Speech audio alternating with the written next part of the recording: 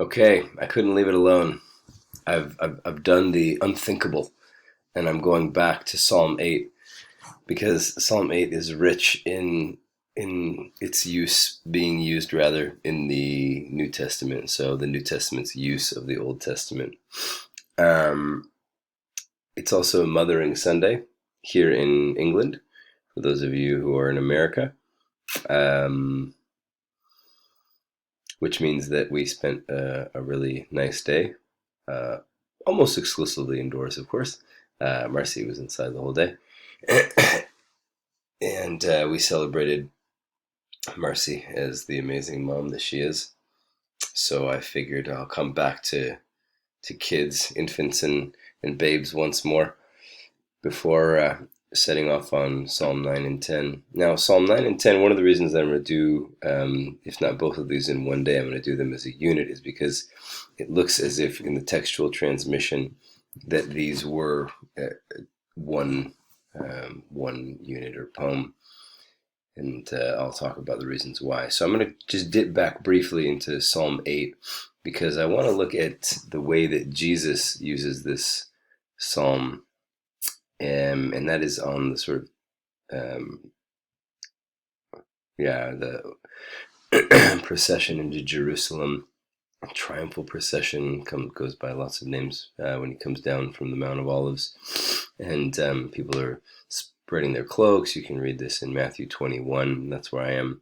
So crowds went ahead of him, and those that followed were shouting, "Hosanna to the Son of David! Blessed is he who comes in the name of the Lord. Baruch haba b'shem Adonai. Hosanna in the highest heaven. Hoshana Rabbah. Hoshana ben David." So very messianic kinds of things. A lot of this language is taken from Psalm 118, direct quotes. When he entered into Jerusalem, the whole city was in turmoil, asking, "Mizeh, who is this?" The crowds were saying, "Zeh Hanavi Yeshua min Natzrat b'Galil." This is the prophet Jesus from Nazareth in Galilee. Then Jesus entered. By the way that Jesus is spoken about in the Gospels is something that we should pay close attention to. Um, it's wonderful. The prophet Jesus. Then Jesus entered the temple and drove out all who were selling and buying in the temple, and he overturned the tables of the money changers and the seats of those who sold doves. He did it then, he does it now. And he said to them, "It is written, my house shall be called a house of prayer, but you are making it a den of robbers." Right? So various mixed quotations from Isaiah and Jeremiah, especially Jeremiah chapter 7, which is a really uh, icy or frightening passage. The blind and the lame came to him in the temple. And it's almost like once all the bullshit is cleared out, if I might say so, um, the lame and the vulnerable can come to him finally, and he cured them. But when the chief priests and the scribes saw the astounding or the amazing things that he did, and heard the children specifically crying out in the temple, "Hoshana, Lord save, le ben David, to the son of David," they became angry and said to him, "Do you hear what these are saying?" In other words, they know the implication. They are referring to you as the son of David. That means that you're a king. That means that you're the Messiah. Um, and he says this to them. Yes, have you never read? Out of the mouths of infants and nursing babies, you have prepared praise for yourself. Turns the cold shoulder, and he's out. Went out to the city of Bethany, Bethania, which of course means the house of the poor, and he spent the night there. And that's where his friends are, Lazarus, Mary, and Martha.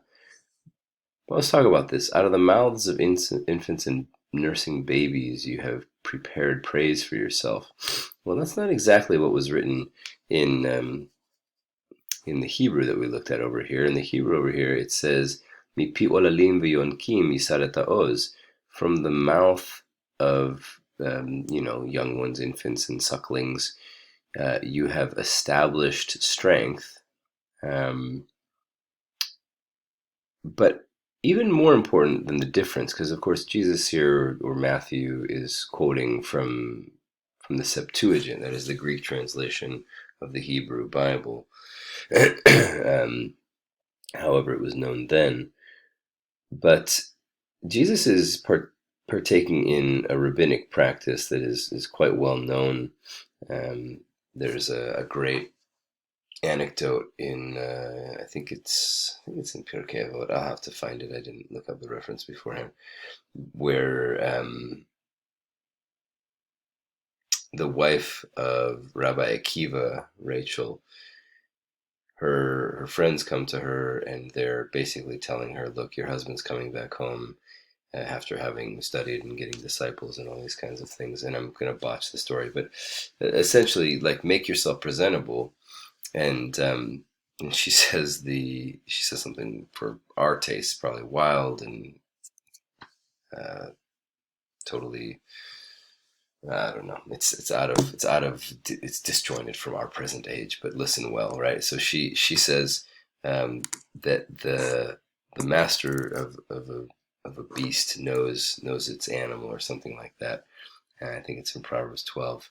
But what she's really saying to them is the following verse. This is something that Richard Hayes has paid close attention to. Well, this is metalepsis. In other words, that you bring with you into the current speech act and quotation the surrounding context, and especially in many of these, what comes immediately after. Because what comes immediately after what she says is the the basically the cruel the what is it? The cruelty of friends is better than the kindness of enemies, or something along those lines. These are false friends. They're not. They don't care about her. But essentially, in quoting this, Jesus is partaking in the same kind of practice, and says, "Out of the mouths of babes and infants, you've established praise or strength." But what he's really saying to them is, "Lama'an sorarecha," right? For the purpose of those who oppress you, to shut their mouths, literally, right? To shut them up, to cause them to decease or destroy them. And yeah, to avenge oneself. So let's look at that passage really quick. Again, out of the mouths of babes and infants, you have founded a bulwark in the NRS because of your foes, to silence the enemy and the avenger. You could translate this in a number of ways. The hashbit oyev, to silence the enemy, and to get vengeance, or to avenge yourself, could be as well. Yeah, I'm not going to say a whole lot more than that, except that then in Hebrews and other places, this becomes tremendously important. Not just this, but much more the Son of Man, and the dominion given to the Son of Man, especially this, you have made them a little lower than God and crowned them with glory and honor, is read Christologically by the early church, that all of this has to do with Jesus. This is a good passage to look at for Lent, especially as Christ comes, and I realize, given the current situation, the turmoil, that many of the things that we're going to be reading are going to have they're going to be a double-edged sword, to borrow from Simeon, borrowing from the Psalter itself. Wheels inside wheels. I pray a blessing on you. I'm not going to go on much longer here. I'm quite tired. But yeah, I do love all of you, and pray God's blessing on you. Thanks for watching.